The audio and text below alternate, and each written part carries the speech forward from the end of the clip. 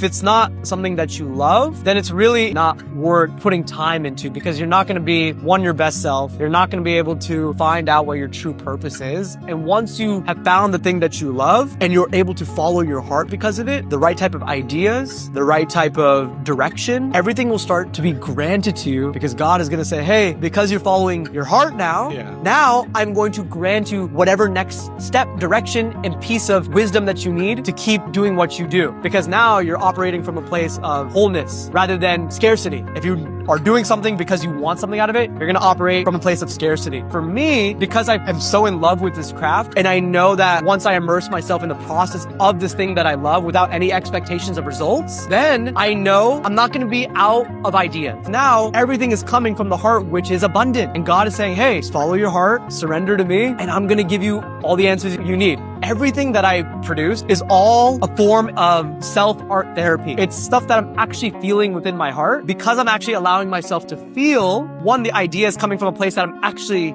experiencing in life. I'm going through this heartbreak. I'm going through this turmoil in growing a business. I'm going through this revelation of self-worth and addiction or whatever it is. So the ideas, they're there. They're plentiful. It's your life experiences. But when it comes to actually planning out a video, those frames, the way it's spoken, the words that I'm delivering, come in solitude. I have to spend time alone without any distractions, no phone, no podcasts, no radio, no Netflix, nothing.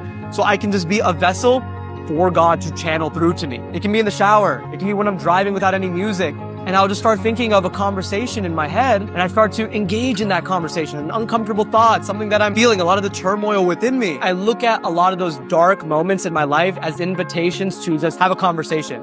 And that's just God saying, hey, let's talk. And then the moment I start to talk, and you start to talk very freely from the heart, then God's gonna talk back. He's giving you the playbook. That's it. He's like, you're in solitude, you're alone, just have the conversation with me. And then I'm going to say, hey, here's the rebuttal, here's the way to work through it. And that's how I come up with the script, because it's a conversation with my higher self or God or the universe, right? I'm doing what most people will never do.